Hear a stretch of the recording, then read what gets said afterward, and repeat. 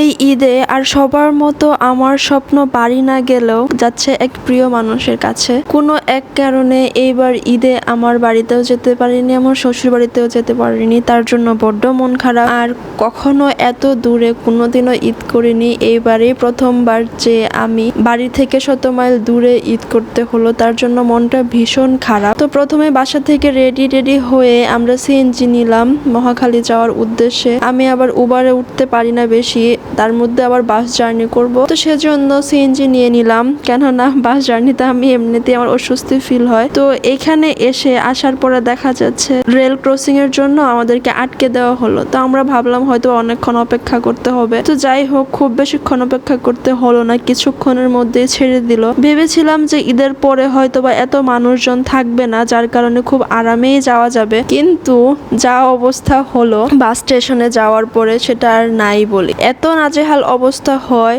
সেটা যদি আমি আগে জানতাম তাহলে মনে হয় না আমাকে এই 7 সকালে টেনে নিয়ে ও আসতে পারতো। ও বারবার বলতেছিল আরো সকালে যাওয়ার জন্য। এটা কিন্তু ঈদের দ্বিতীয় দিনে দেখেন কি পরিমাণ ভিড় একটা বাস কাউন্টারের সামনে, সেখানে এসি নন এসি কত বাসেই তো আছে। যাই হোক দীর্ঘ 45 মিনিট একটানা এক জায়গাতেই দাঁড়িয়েছিলাম। তারা কি টিকিট দিচ্ছে না নাকি হচ্ছে টিকিট নিয়ে কোনো কিছু করতেছে সেটাও বুঝতেছিলাম না। তো এক পর্যায়ে এসে তারা বললেন এসি বাসেই নাই, মানে টিকিট আছে কিন্তু বাস নাই। তখন বললেন যে নন এসি বাসগুলো যেগুলো আছে সেগুলোতে এমনি উঠে যেতে, তারপর তারা হচ্ছে টিকিট ওইভাবে দিয়ে দিবে। তো আর কি করার, সবাই বিরক্ত হয়ে গিয়েছে এক প্রকার। তারপর দৌড়াদৌড়ি করে গিয়ে নন এসি বাসে সিট নেওয়ার চেষ্টা করতেছে, কেননা এত মানুষ ছিল যে এখানে সিট পাওয়ার মতো কোনো ওয়ে ছিল না। তো যাই হোক 4-5টা বাস যাওয়ার পরে দৌড়িয়ে তারপর 5 নাম্বার বাসটার মধ্যে আমরা সিট পেলাম। বাসে উঠেই দেখি একজন বিড়াল নিয়ে এসেছে, সে বিড়াল নিয়ে খুব খেলাধুলা করতেছিল, যা আমার খুবই ভালো লাগতেছিল। আর এই পাখির চোখে শহরটাকে দেখতে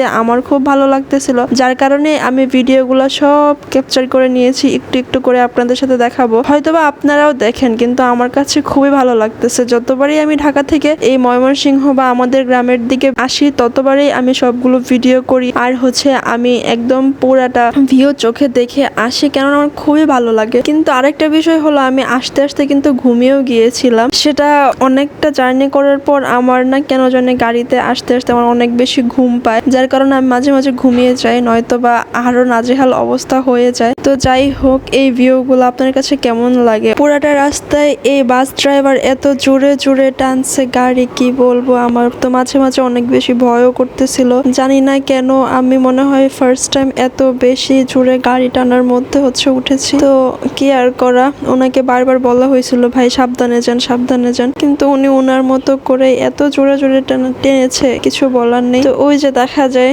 শাহজালাল বিমানবন্দর, ভিতরের দৃশ্যটা না দেখলে বুঝতেই পারতাম না আসলে কতটা সুন্দর। দেখেন এতটা সুন্দর, মাশাআল্লাহ, এত সুন্দর করে সাজিয়ে গুছিয়ে রেখেছে, যা দেখে মুগ্ধ হওয়ার মতো একদম। তো আমি তো খুব এনজয় করতেছিলাম জার্নিটা। এইখানে শাপলাগুলো আমি ফার্স্ট টাইম দেখছি, আগের বার যখন এদিক দিয়ে এসেছিলাম তখন রাত ছিল, যার কারণে এতটা সুন্দরভাবে দেখতে পারি নাই। তো যাই হোক দেখতে আমরা প্রায় ত্রিশাল বাজারের কাছাকাছি চলে এসেছি। আমি ছিলাম যে এখানে বাহিরে খুব বৃষ্টি হবে এরকম, আকাশ অনেক মেঘলা, আর আজকের দিনটাও ছিল খুবই ঠান্ডা, যার কারণে নন এসি বাসেও জার্নি করতে খুব ভালো লাগে।